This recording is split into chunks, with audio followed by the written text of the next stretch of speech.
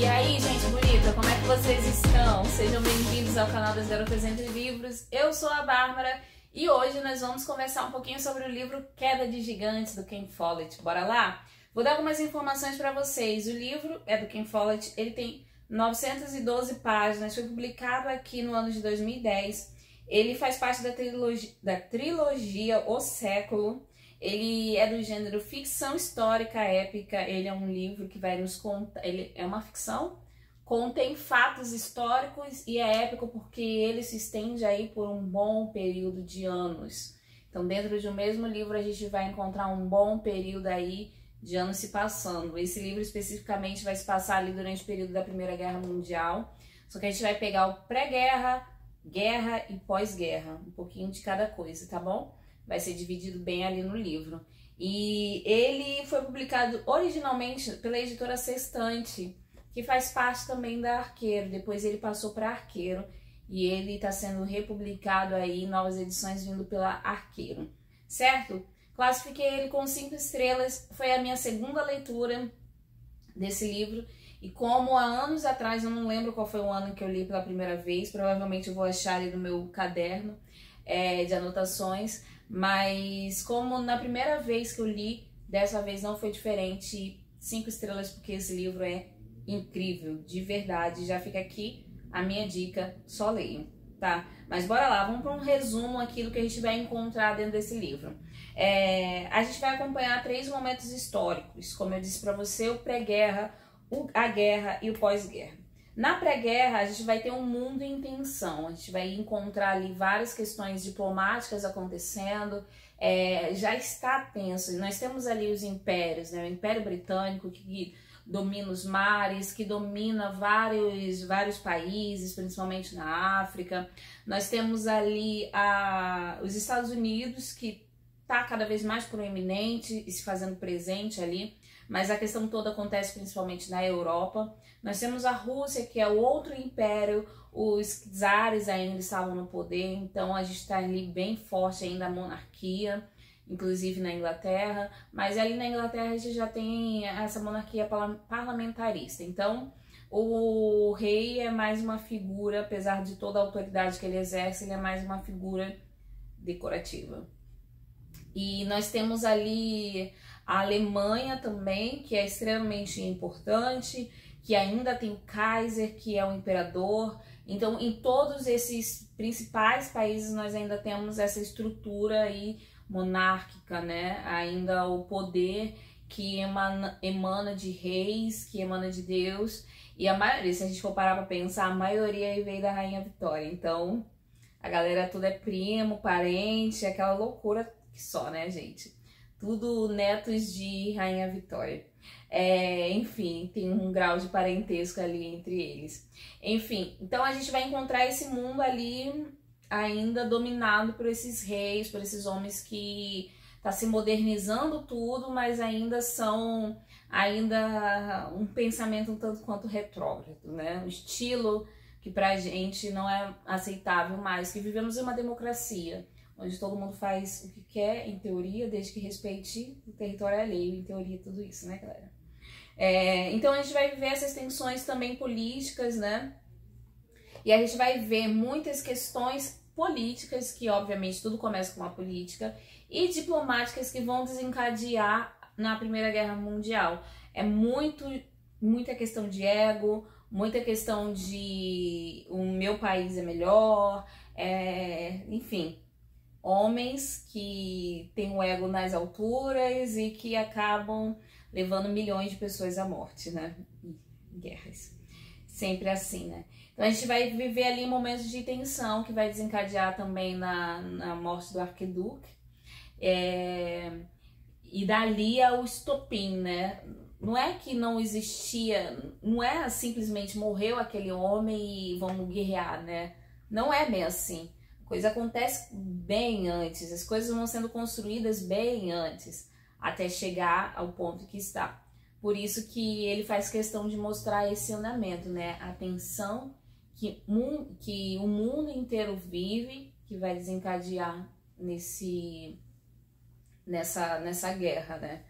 Na guerra, quando ocorre a declaração de guerra, as coisas obviamente vão ficar mais tensas. Começa ali primeiro a Alemanha defendendo a Áustria, que invadiu determinado lugar, e aí a Rússia vai ajudar porque eles invadiram o país aliado e as coisas vão se complicando, e a França entra na guerra também, porque tá ali no meio da coisa toda, e a aliada da Inglaterra que vai ajudar, e quando você menos espera tá todo mundo aí se matando. Basicamente isso, né?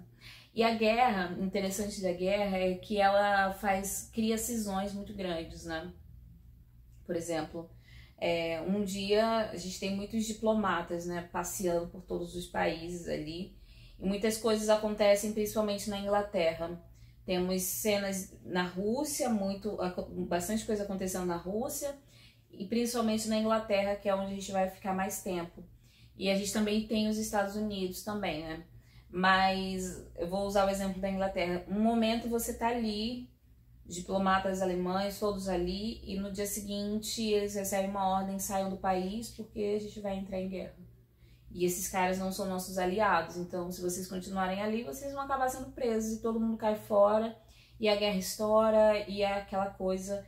Então, assim, você não vive num país e se torna inimigo daquelas pessoas, você vai ter relacionamentos ali. E o tanto que isso acontece, você vai se relacionar com as pessoas, você vai ter amigos ali naquele meio, e um belo dia você tá no campo de batalha e você pode dar um tiro naquele cara que uns tempos atrás você tava tomando chá na casa dele. Então isso é a guerra, sabe? Então são essas cisões às vezes que sempre vão ocorrer, né? E que ocorreram principalmente ali na Europa durante esse período, né? A gente vai ter os países efetivamente lutando. Vamos ter aí primeiro um avanço enorme da Alemanha, que vai crescendo. A Alemanha vai estar ali em duas frentes de batalha, né? Guerreando na França e guerreando com os russos. E vai estar numa situação bem complicada. Mas ainda assim eles vão arrebentar no início da guerra. Como eles se tornam derrotados também tem uma explicação, né? E homens, tudo... decisões de homens, complicado demais, principalmente depois no final, quando os Estados Unidos se unem à guerra e enviam para lá mais soldados, então as forças acabam suplantando as outras, e até que chega a ser um tratado de paz.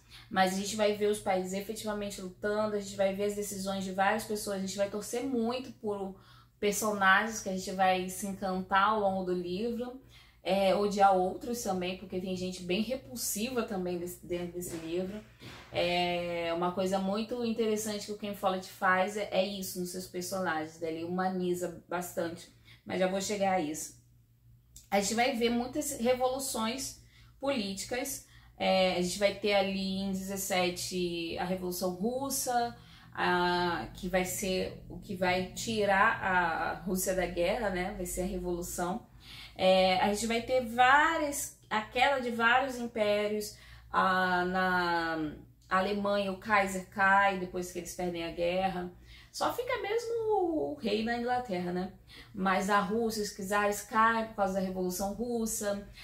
Várias coisas vão acontecer e os poderosos, né, os aristocratas, eles vão perder a força e vão abrir espaço para a democracia em muitos desses países. Na Alemanha é um caso, na Rússia a gente vai ver a ascensão do comunismo e os bolcheviques tomando o poder ali na região. E a gente vai ver isso acontecendo dentro do livro. Ele traz várias figuras emblemáticas aí. A gente vai ver o Trotsky, a gente vai ver... ai, meu Deus, Lenin, a gente vai ver todos esses caras aparecendo dentro desse livro. A gente vai ver Churchill aparecendo também como uma figura aí que, colocada dentro desse livro, não é nada positiva. Vamos ver como ele vai aparecer agora no segundo. E vai ter críticas, né? O Ken Follett, ele tem um lado, assim, bem esquerdista, né? Ele exalta bem a esquerda dentro do livro. E pra mim isso não faz diferença, talvez para quem se incomode com isso vá fazer. Mas é interessante a forma como ele coloca a política dentro do livro. Ele mostra mesmo o lado, ele mostra também as coisas negativas que vão acontecer, principalmente na Rússia.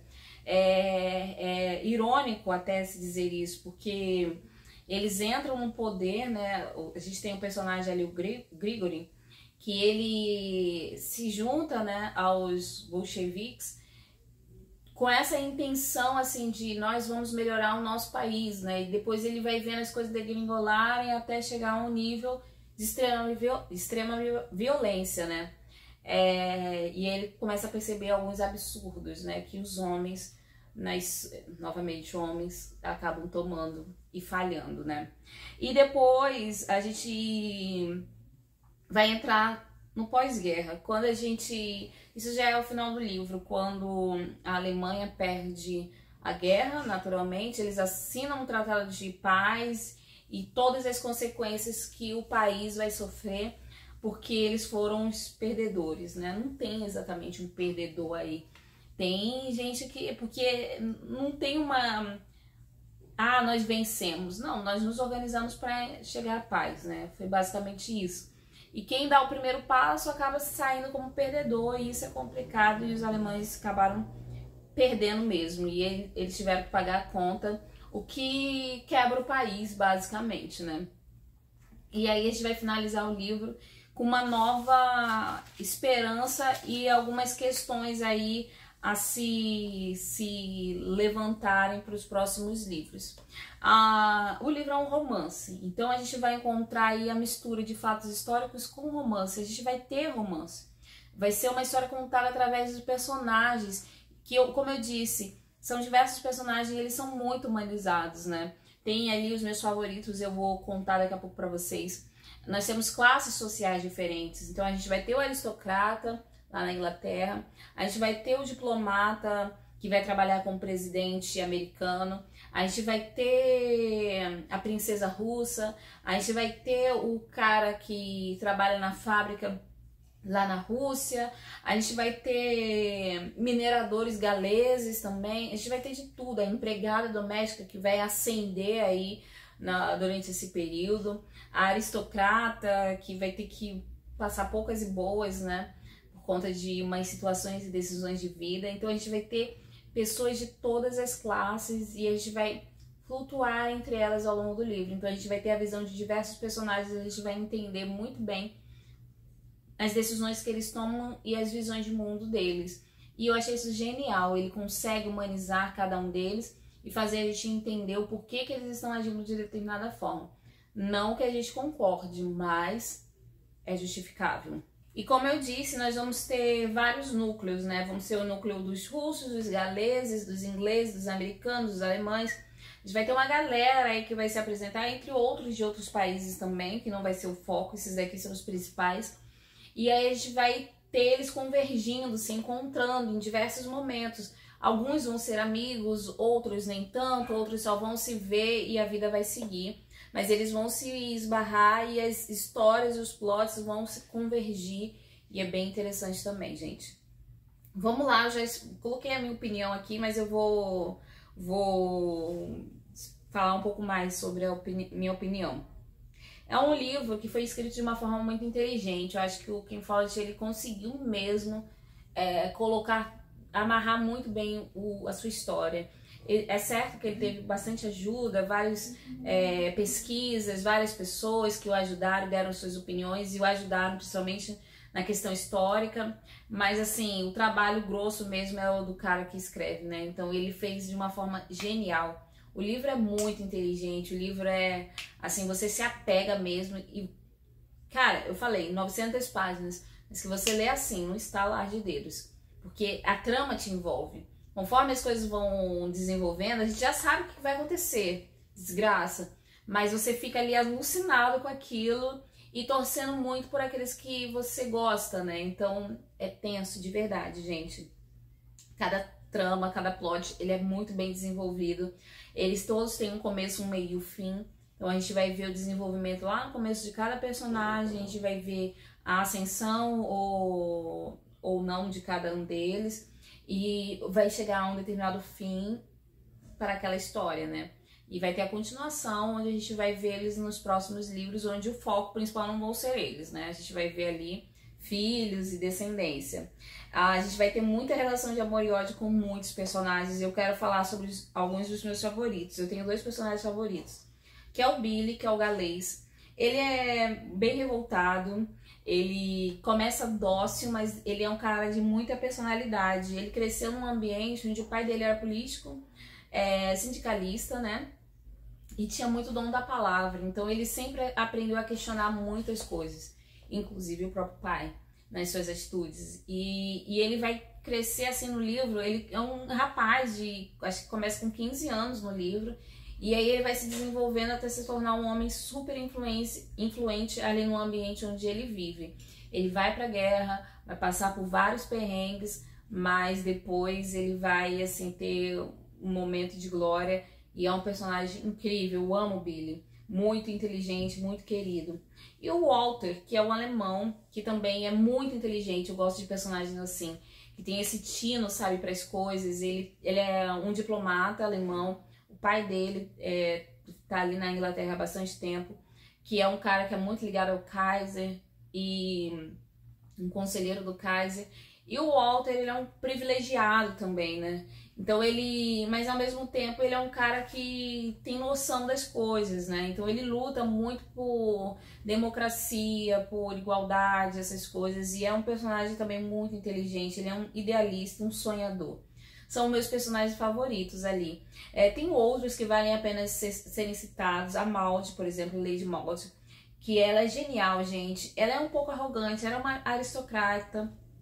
E obviamente a arrogância tá ali no sangue deles, né? Ela é inglesa. Mas também é uma mulher muito inteligente. Ela surfa ali entre os políticos mais importantes e influentes da Inglaterra. Então ela consegue pegar várias informações. É uma mulher assim que é genial mesmo, muito inteligente. Mas ela tem algumas atitudes que me desgostam. Então ela não entrou pro hall das favoritas. Temos também a Ethel, que começa no livro, ela é irmã do Billy, ela começa no livro um pouco iludida com a vida que ela leva. Ela é uma empregada doméstica na casa do conde, do Fitzherbert, e ela acaba ali iludida com algumas coisas, mas depois ela tem uma virada de chave que é muito inteligente e que faz ela crescer e amadurecer muito dentro do livro. Eu gosto muito dela, ela é muito inteligente mesmo.